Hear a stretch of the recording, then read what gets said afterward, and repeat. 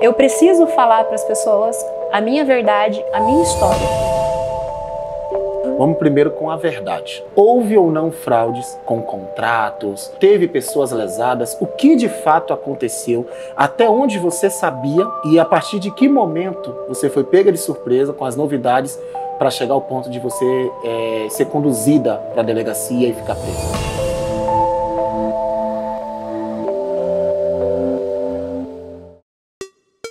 Começando mais uma edição do Rafa Santana Visita. Estamos em Ribeirão Preto e a gente vai bater um papo pouco mais de 2 anos com a Ana Pink. Muita coisa aconteceu nesse tempo e hoje a gente vai entender um pouco o que aconteceu. A gente vai conhecer um pouquinho do lado mãe e a gente vai esclarecer e tirar várias dúvidas de tudo o que aconteceu em todo esse período aí. Vem com a gente, Rafa Santana Visita está começando agora. Bora!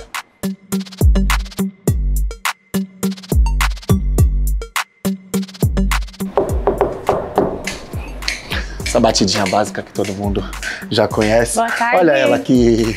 E aí, Tudo bem, meu amigo? Como você tá? Bem, e você? Quanto tempo? Pois é. 2 anos. 2 anos, pouco, hein? Né? Passou tão rápido, né? Muita coisa aconteceu. Muita. Muita. Bora bater esse papo então? Vamos? Sejam bem-vindos. Rafa Santana Visita hoje com a Ana Pink. Vamos lá. Eu falei, vamos fazer um reality show. Pronto. Falei, se eu tivesse feito um reality show, eu tinha ganhado um rios de dinheiro. Ia despertar mais raiva e falar, agora ainda virou blogueira. Não dá mas oportunidade para outras pessoas. Inclusive, eu virei influencer naquele dia, né? Você hoje é digital influencer. Eu sou digital influencer sem ser, é mais uma das coisas que eles me transformaram naquele Pra dia. que você fazer uma live de milhões? Inclusive, eu sinto que essa vida que eu tô vivendo não é a minha, porque tiraram aquilo de mim. Porque eu vivi as minhas empresas, isso é fato. Qualquer pessoa que me conhece e que estava comigo no dia a dia sabia que a minha vida era aquela. E o que te faz não desistir? Primeiro são os meus filhos, segundo por mim. E eu acho e acredito muito que Deus não coloca nenhum sonho dentro do seu coração, nenhum propósito para sua vida que não seja para que você realize ele. Após 2 anos e pouco, mais ou menos, a gente teve um bate-papo, uma tarde maravilhosa, onde a Ana falou um pouco da sua empresa, da sua relação com os funcionários, do seu tratamento, falou um pouco da Ana família. E no dia seguinte, poucas horas depois, logo pela manhã, ela foi surpreendida aonde a vida dela virou todo esse caos. Hoje, aqui com Rafa Santana Visita, a gente veio bater um papo com a Ana Pink para a gente entender um pouco do que aconteceu, mas além de entender o que aconteceu, a gente vai conhecer um pouquinho também toda essa fase, tudo isso que ela passou, tudo isso que vem acontecendo e que até hoje acaba tendo essa perturbação na vida dela. Vamos saber de tudo e mais um pouco agora no Rafa Santana Visita com a Ana Pink. Pronto, chegamos! Como é que Me pergunta, que eu tenho muita coisa para te contar. Como é que eu estou? Eu acho que todo mundo tem essa... Eu acho não, eu tenho certeza, tá? Eu consigo passar uma impressão para as pessoas e que de fato é real. O tamanho da força que eu tenho que nem eu conhecia, tá? Porque não é fácil passar por tudo que eu passei. Principalmente quando colocam o caráter e suas crenças e tudo que você cresceu acreditando em xeque, como colocaram, né? E você tem que continuar ali de cabeça erguida, porque eu conheço a minha história e eu conheço o meu caráter, então até o último momento eu vou lutar por isso e eu não vou desistir. Muitas pessoas me questionaram porque o silêncio de 2 anos, que eu sempre foi evitado por 2 anos que eu falasse, independente daquilo que estava sendo colocado na mídia e de que o outro lado, que é o Ministério Público, estava alegando e tudo mais. Mas até aquele momento a gente teve que respeitar ali o pedido dos meus advogados, que eles queriam que eu me expusesse o quanto menos possível, né? E aí aconteceu tudo isso, houve a condenação, né, no ano passado, e esse ano, e aquele peso, esse peso de não falar, porque eles falam assim, tá, mas não vai mudar o rito processual, e realmente não vai mudar, porque essas coisas nós temos que discutir dentro do processo. Mas isso é comigo. Eu preciso falar para as pessoas a minha verdade, a minha história. E a partir disso, as pessoas possam tirar a conclusão que elas quiserem, tá? Mas que não tenham só a versão da forma que a mídia coloca, porque não é a versão verdadeira. Ainda sobre, assim, uma coisa, a sua verdade e a sua história. Vamos separar aqui uma etapa. Vamos primeiro com a verdade, tá? Houve ou não fraudes, como foi levantado na mídia, como foi exposto, da forma que foi colocado, da forma que foi espanada. Houve ou não fraudes com contratos, com pessoas, teve pessoas lesadas, o que de fato aconteceu, até onde você sabia e a partir de que momento você foi pega de surpresa com as novidades para chegar ao ponto de você ser conduzida para a delegacia e ficar presa? Rafa, nunca houve fraude, tanto é que não há denúncia por fraude, tá? É o que eles jogam na mídia naquele período que eles me levam presa e tudo mais, que eles falam de 360 mil vítimas e que existia um hacker que retirava isso do INSS e que essas pessoas seriam vítimas. Então, eu acho que a gente precisa esclarecer aqui que aquilo era uma planilha, o que nós chamamos de mailing no nosso mercado, que são os clientes que têm a probabilidade de contratar um serviço nosso. Nosso não, né? Dos bancos, porque eles são clientes já dos bancos que nós trabalhávamos. Então, nós temos essas informações por meio das intermediadoras, que são as empresas que intermediam entre nós, correspondente final, e os bancos. E até aí tudo bem. E aí eles alegam que essas pessoas são 360 mil vítimas. Mas a gente precisa deixar muito claro aqui que a Voi, ela formalizava, fechava, aprovava-se de 2.500 a 3.000 contratos por mês. Então, assim, é muito contrato, não é? 360 mil vítimas é mais de 1.000 vítimas por dia. Exatamente. E num ano, né? Exatamente. Ou veja, quando a gente fala de números, já seria quase que impossível uma empresa efetuar esse número de contratos, tá? Mas vamos dizer que isso fosse possível da maneira que eles colocam. Mas isso não existe, porque a vítima só é aquela pessoa que existe, que se apresenta e diz assim, olha, eu fui lesado. E olha que não faltariam pessoas para dizer isso se fosse fato. Porque... E comprova que foi lesado, e né? comprova que foi lesado, exatamente. Só que isso não existe dentro do processo. O Ministério Público consegue, por meio de interceptação, essa listagem no meu telefone. Eles pegam várias, porque aquela lá não é uma só, tá? São várias que nós recebíamos em tempos distintos. E eles colocam ali e chamam elas de vítima. Não existe um cliente que tenha se apresentado e dito que ele foi lesado. E aí eles falam que acharam e-mails onde existiam contestações. O que são contestações? São reclamações. Dentro de um determinado período, nós recebemos uma reclamação, como todo o mercado. Se você for numa loja de tênis, vai ter cliente que reclamou. Como que são feitas essas reclamações? Eles fazem as reclamações no banco, o banco envia um e-mail pra gente mandar toda a documentação, como foi feita a venda e tudo mais, para o banco, para que o banco diga se aquela contestação é procedente ou não. A única coisa que o Ministério Público coloca dentro do processo são 2 e-mails com a alegação de reclamação, mas ele não tem a resposta do banco sobre aquela alegação. E outra, isso não é crime, nós temos uma reclamação e não um fato criminoso, certo? Que teria que ser analisada se ele é procedente ou não. E toda reclamação que é procedente, ela pode ser procedente por diversos motivos. Nós podemos ter alguém que tenha contratado empréstimo em nome de outra pessoa, porque a gente não tem esse contato. Nós podemos, de repente, ter um funcionário que passou uma informação e não era aquela informação, é um erro humano, pode ser por diversos motivos. Sim. E seja qual for o motivo, o cliente ele nunca é lesado. Por quê?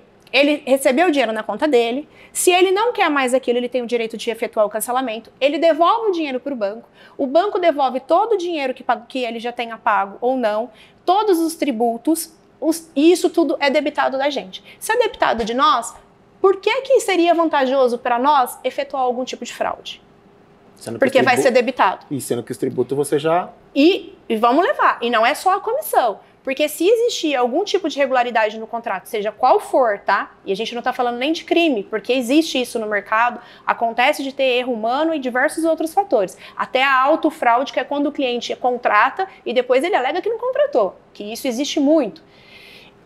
O dinheiro, o valor do contrato, né, no total é debitado da gente, certo? Então assim, não teria nem o porquê disso. Aí vamos mais além. A gente falando de 360 mil contratos. Você está falando de um sistema bancário. Como que passaria tudo isso nos mesmos bancos? A gente trabalhava sempre com os mesmos bancos. Eu acho que essa é a pergunta que as pessoas que não pegam a conversa na metade, tiram suas deduções do que é jogado na mídia, para quem acompanha e quem entende do assunto. Sim. Acho que essa é a pergunta que essas pessoas querem a resposta, entendeu? Sim. Como é que passaria esse número tão exorbitante de uma forma tão simples? Não dá para passar. Não dá.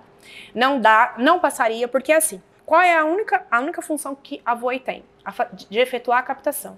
Então, a gente apresenta o produto, ele contrata, nós pegamos a documentação dele, digita dentro do banco, ele vai receber um link e ele finaliza a operação dele com a selfie dele e a forma que ele tem que fazer lá. Então, isso já tem todo o reconhecimento facial, é digital, o maior número de segurança que tem. A operação é digital desde a pandemia, tá? Certo, 2020. Certo. Anteriormente a isso era o contrato físico e depois foi tudo no digital. Certo. E toda essa análise ela é feita pelo banco, não feita por nós. Então, se passou algum tipo de assinatura ou uma documentação que estivesse incorreta, essa responsabilidade não cabe a nós. Nós não temos a responsabilidade de analisar nada disso. Tudo antes da aprovação ele é analisado e aprovado pelas instituições financeiras. E aí volta para você. E não por nós. Não, a partir desse momento acabou meu contato com o cliente. Sim. Tá? Então, a partir desse momento, quem paga o cliente, quem faz tudo, é tudo banco. Nós só captamos o cliente. E aí eles falaram também, alegaram que nós não tínhamos certificação para atuar. Nós tínhamos certificação. O nosso KNAI era o que era necessário para poder ter esse contrato junto às intermediadoras.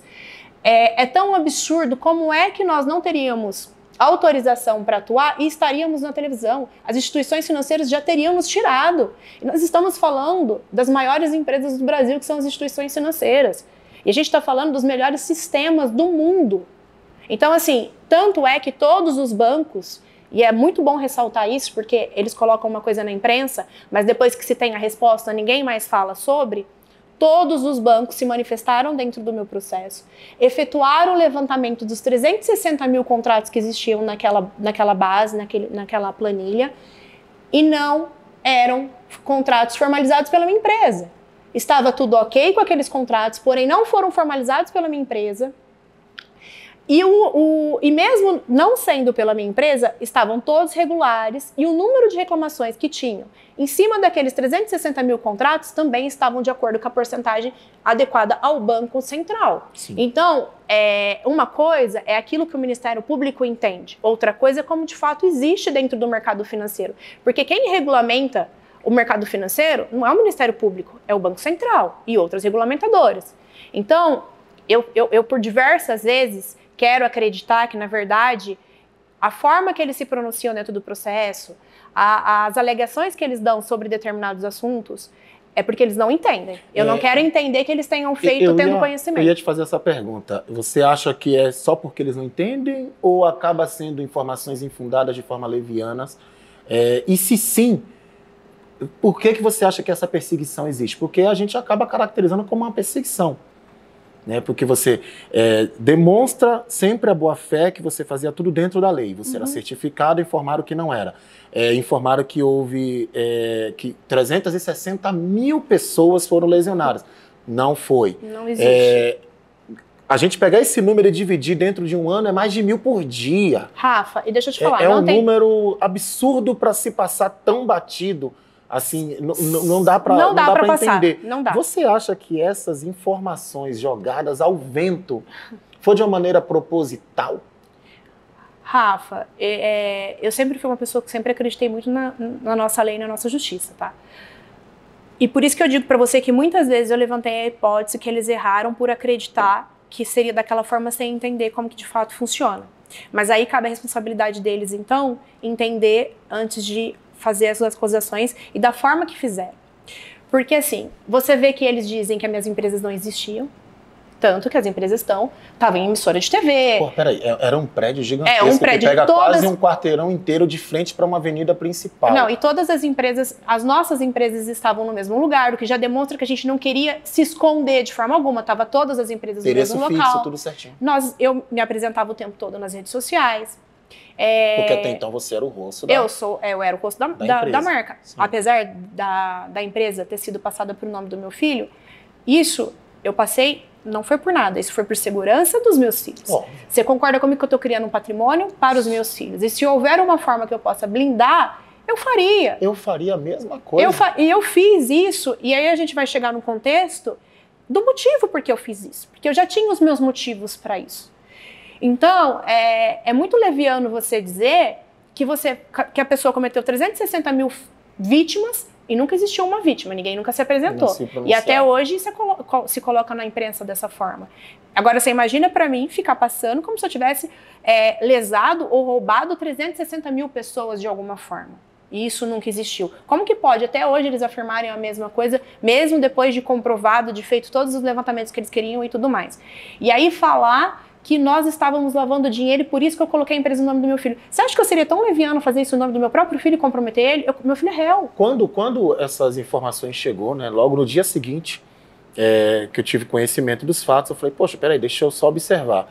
Aí eu tive algumas orientações de terceiros, de pessoas do entendimento, tira a entrevista do ar, tira a entrevista do ar. E aí eu falei, mas por que eu tenho que tirar essa entrevista do ar? Precisa entender, porque primeiro ela foi lá para fazer um bate-papo comigo, entendeu? Falar da pessoa Ana, falar da empresa e do que era o segmento. Até aí eu não vi problema algum, e foi uma convidada minha. Ela não me procurou para vender a entrevista. Eu a procurei perguntando se ela gostaria de participar do Papo Diferente. Isso até para deixar claro para as pessoas.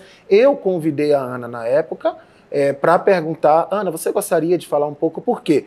Dentro do Papo Diferente, naquele período, existia o momento que uma vez ou 2 vezes na semana eu levava mulheres empreendedoras. Se você procurar aí no canal, você vai ver várias entrevistas com várias mulheres empreendedoras, para servir de maneira motivacional. Era um quadro bastante feminino para a gente falar quais são as mulheres que estão conseguindo crescer na vida e que elas possam incentivar outras a crescer na vida. Surgiu rumores que você tinha pago para dar entrevista, surgiu rumores, eu falei, cara, até então, qual seria o problema também? Até então era uma empresa que também precisava de divulgação, mas eu não chamei a Ana para falar da empresa, eu chamei a Ana para falar da Ana. E aí entrou Ana mãe, Ana empresa, Ana empresária, Ana e seus deveres de perante a sociedade. A gente falou da live de milhões, a gente vai até relembrar um trecho aqui também, um pouquinho mais assim.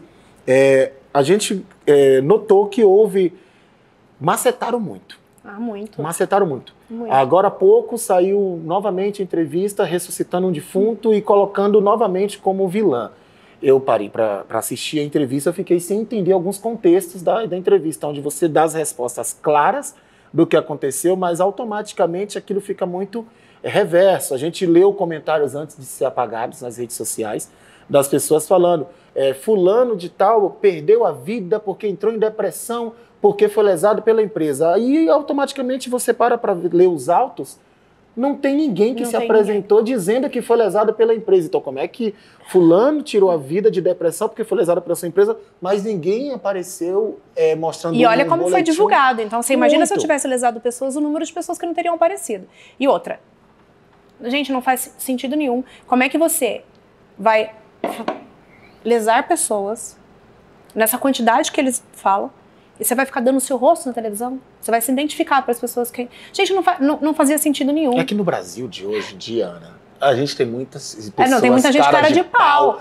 Mas aí é o extremo, né? É o extremo, que vai lá e fala... A empresa é no nome do meu filho. Eu tenho procuração pública para administrar as empresas. As empresas que eles alegam que lavavam dinheiro, porque é isso que eles alegam, tá? A denúncia tá só na lavagem de dinheiro. Não existe denúncia por fraude, tá? Porque não tem materialidade para isso. Hoje você está respondendo exatamente pelo quê? Lavagem porque de primeiro dinheiro. Foi fraude. Contratos. Não existe denúncia de fraude nem de contratos. E você está respondendo exatamente pelo quê? Então, vamos reviver. Tem os 360 mil clientes, que são só dados, né? E lembrando, o que eu vou fazer com dados, tá? Porque você precisa do documento do cliente para formalizar uma proposta. Ali só tem dados. Então não teria como, certo? E também eu trabalhava receptivo, por isso que eu fazia propaganda na TV. Era ativo. Não era ativo, pra quem não, desde 2020. Não entende, o ativo é quem capta, quem faz contatos, quem liga. O receptivo é a partir do momento que o cliente procura, faz o contato gerando interesse próprio para uma empresa. Então, aquela empresa que está atendendo, ela está fazendo a recepção, o receptivo do cliente. Sim. E aí já não faz sentido. E aí eles alegam aquilo e que nós tínhamos o hacker que tinha retirado aquilo da INSS, certo? Essa situação do hacker, desculpa te interromper, me veio na lembrança ainda em meados de 2000, quando empresas do ramo telefônico estavam tendo aquelas mudanças de muita gente ficou rico, ganhou dinheiro com processos de linhas telefônicas, etc. Né? Já existia esse acesso e venda de dados para saber quem eram as pessoas que poderiam ser beneficiadas e que poderiam correr aquele processo. Então, no meu entendimento, isso lá nos anos 2000, Isso sempre foi legal. Rafa, tem como um call center, alguém que vende um produto através de call center, vender sem saber quem é o cliente. Você vai ligar, vou supor, você vai ligar na casa do cliente e vai falar, tem um aposentado e pensionista aí para eu vender consignado? Pelo amor de Deus. Um escritório de cobrança, um call center de cobrança, ele recebe do banco quem são os clientes inadimplentes para poder ser cobrado. Então, não existe no mercado se trabalhar sem... A avó em si, ela trabalhava porque ela gerava o cliente para ela, certo? Só que para isso é feito um grande investimento. Nós investimos por mês de 300 a R$500 mil por mês. Então, é uma outra coisa que dentro do meu processo, em nenhum momento aparece o tamanho de investimento e nem sequer uma imagem nossa fazendo propaganda. Porque se você vê o meu processo, é para levar e conduzir o tempo todo que pareça que aquelas empresas não existiam. Existe ainda os vídeos dessas propagandas? Existem todos. Eles estão ativos nas redes postadas? Estão nas minhas redes sociais, estão nas minhas redes sociais todos ativos. Tudo normal, liberado? Tudo normal, certo. Tudo liberado. Eles não derrubaram o site da empresa à época, que agora já saiu pelo período mesmo que o domínio ficou inativo, mas eles não fizeram nada disso, eles só proibiram, e mesmo não comprovando a ilicitude da empresa, porque eu operava uma coisa lícita, certo? Nós não vendíamos nada ilícito.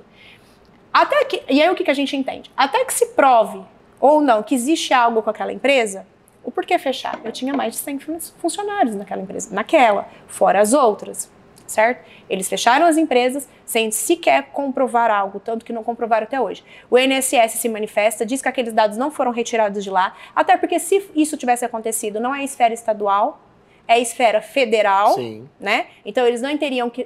a investigação não seria deles, seria da federal. Os bancos se manifestam e dizem que aqueles 360 mil contratos está tudo ok, também que não são meus, que não fui eu que formalizei eles.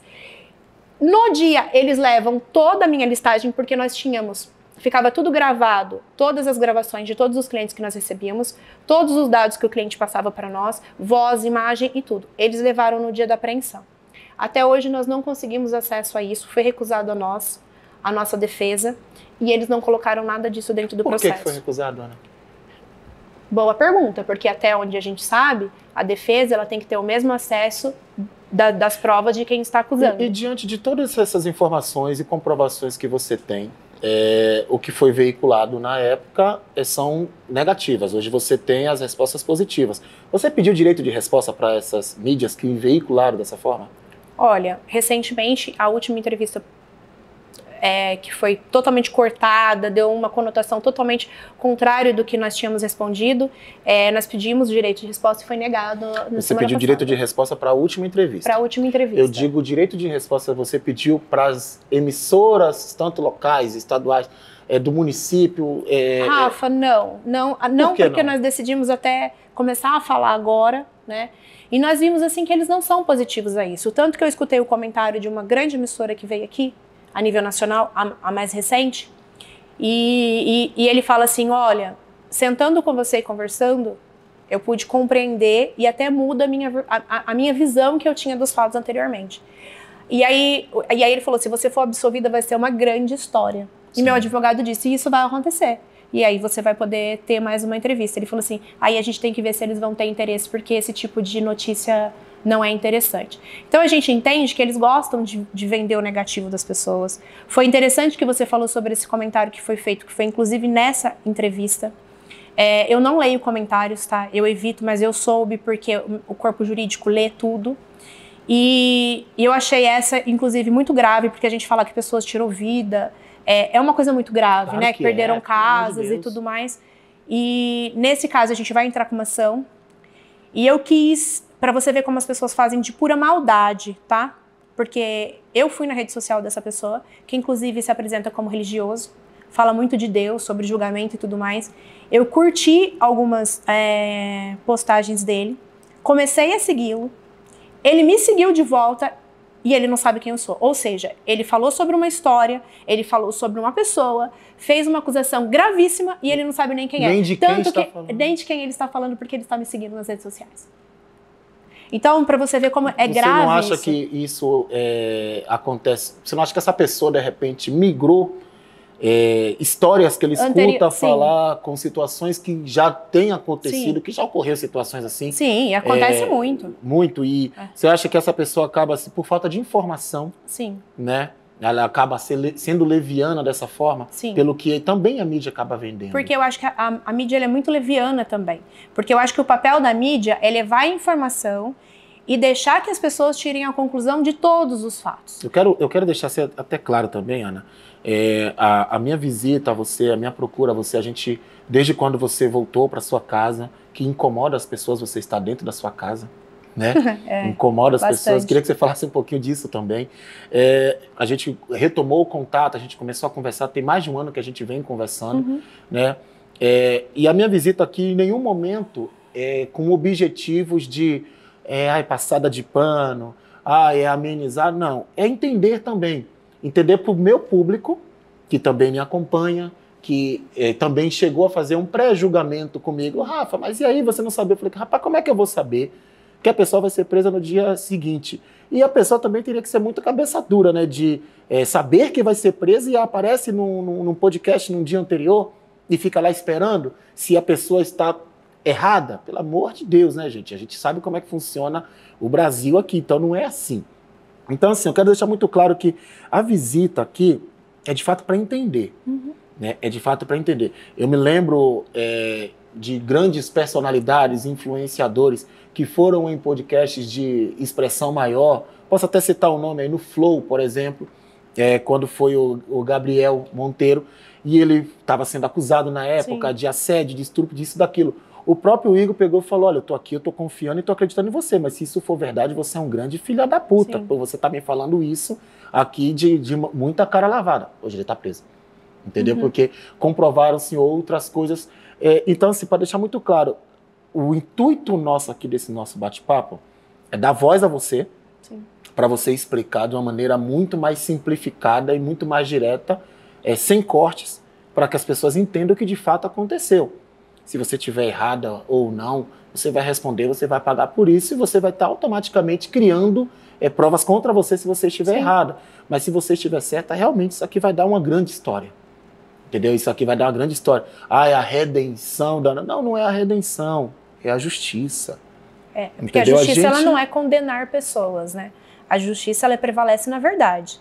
Então, eu acho que as pessoas hoje aqui no Brasil, eles têm essa impressão de que só se faz justiça quando você condena, né? E não é assim, porque a gente está dentro de um país que tem muita gente presa e é inocente, e a gente vê isso o tempo todo de pessoas que passaram anos na cadeia e só depois de anos conseguem comprovar sua inocência, outras que não vão conseguir comprovar nunca.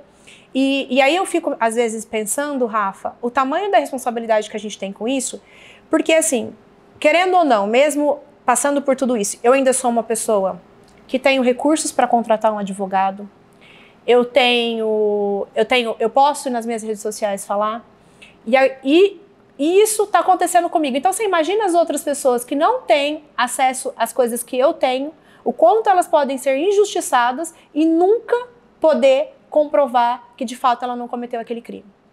Porque hoje a gente vê aí, às vezes, pessoas que representam a lei e que deveria estar lá para representar a verdade, seja de um lado ou de outro, né? Porque cada um ali tem a sua determinada função, um que é de acusar, o outro que é de ver se a acusação está correta ou não.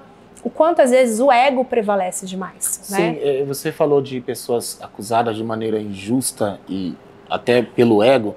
Tem uma série americana, que está na Netflix, inclusive, Olhos que Condenam. Sim. Né, que foram pessoas que foram condenadas e acusadas de crime que elas não cometeram, que passaram anos presas, hoje virou série, virou inspiração para mostrar que realmente a justiça é falha, e às vezes por causa do ego, de não admitir um erro, ou de não ser leviano, ou de não ter falado demais e corrigir-se a tempo. Olha, eu errei, falei demais. E o medo de responder porque falou demais, né, acaba mantendo firme uma história, criando uma solidez naquela história para ferrar uma outra pessoa. Ou até para poder dar uma resposta, porque eles chamam isso, né, uma resposta à sociedade, porque a imprensa falou aquilo, então eles precisam prevalecer aquilo, porque senão eles vão ser julgados, né? Porque não condenou e tudo mais. Você se sente perseguida pela imprensa local? Eles nunca tiveram interesse de colocar os fatos como eles realmente são, tá?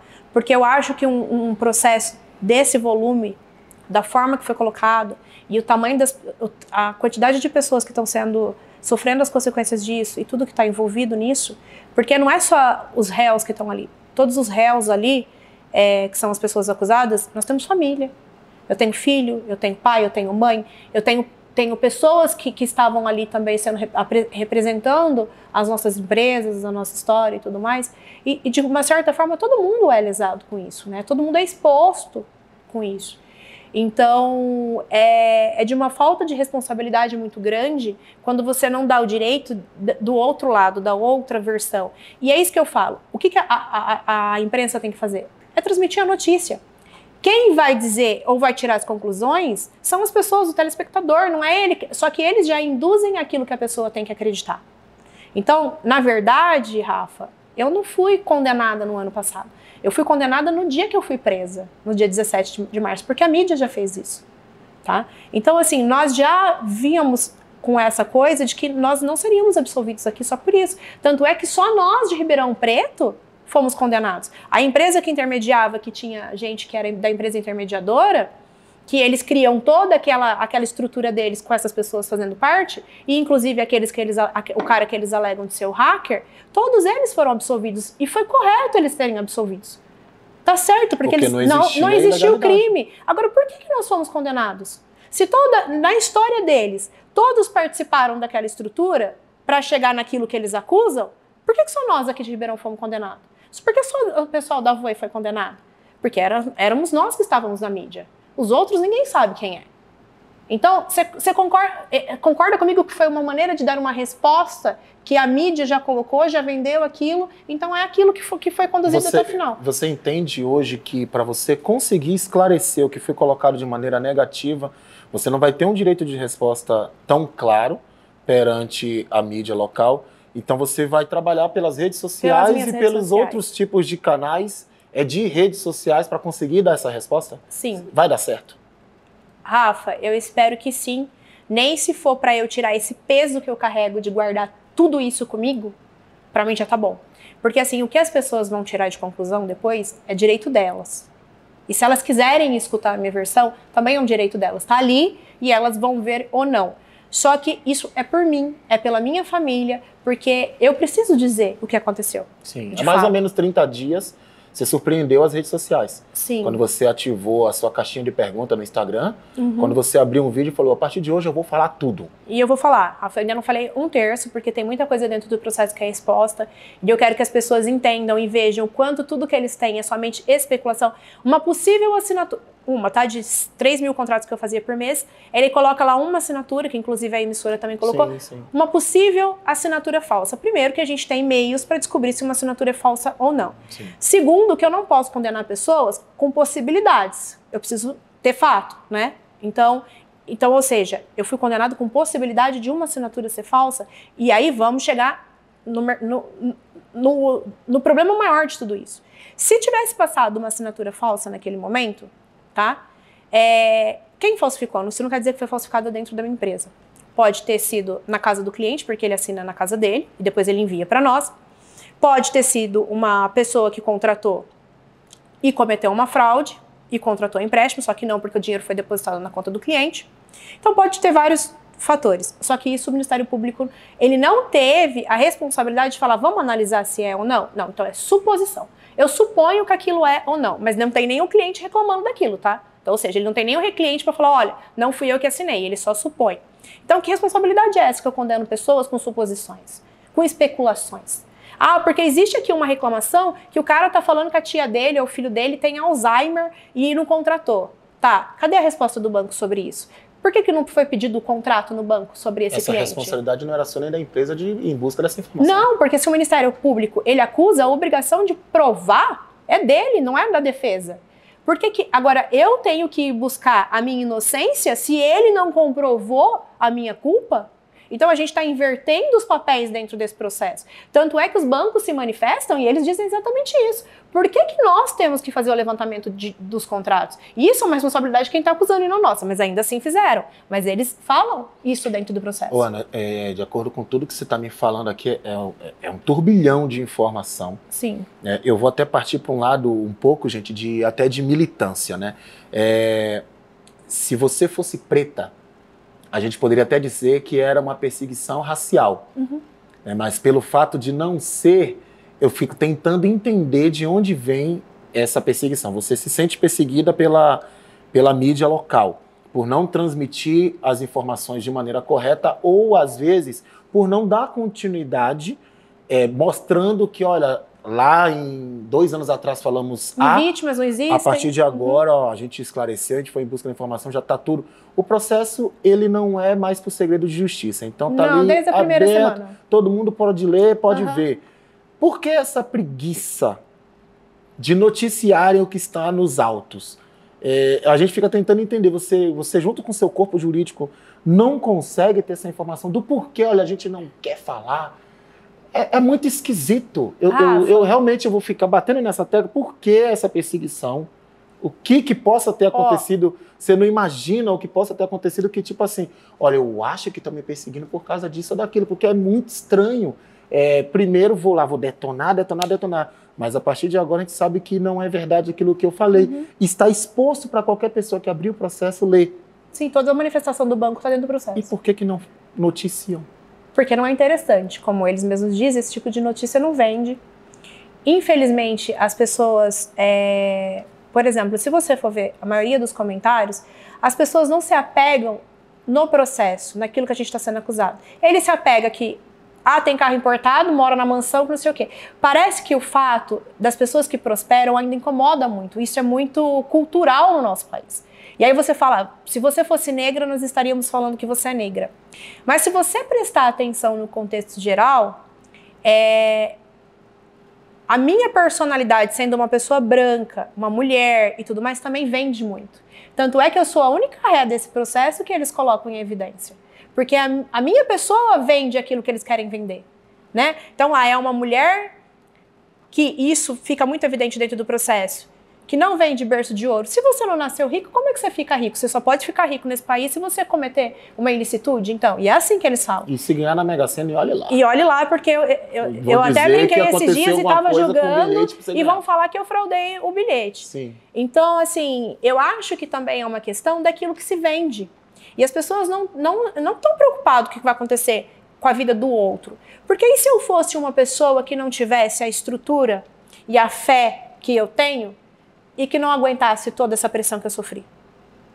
Aí lá na frente, quando eu for absolvida e tudo for provado, as pessoas vão falar, coitada. 2 tapinhas nas costas, segue sua vida e acabou? E acabou, depois de tudo que eu fui exposta, o quanto isso afetou a minha família no geral, aí vão falar, coitada. E o que você espera do futuro perante isso? Quando chegar esse dia, que você tem fé que chegue, que mostre toda a verdade, o que você espera, o que você visualiza e imagina, como que vai ser esse dia para você? Rafa, eu não consigo nem imaginar, mas eu vou falar para você que de tudo que eu venho passando, é lógico que eu quero buscar de novo as coisas que eu construí e tudo mais, mas a minha absolvição é uma coisa que eu não abro mão. Eu não abro mão e eu falo muito isso para minha defesa, porque a gente briga muito por erro processual, né, que é aquela história que todo mundo fala.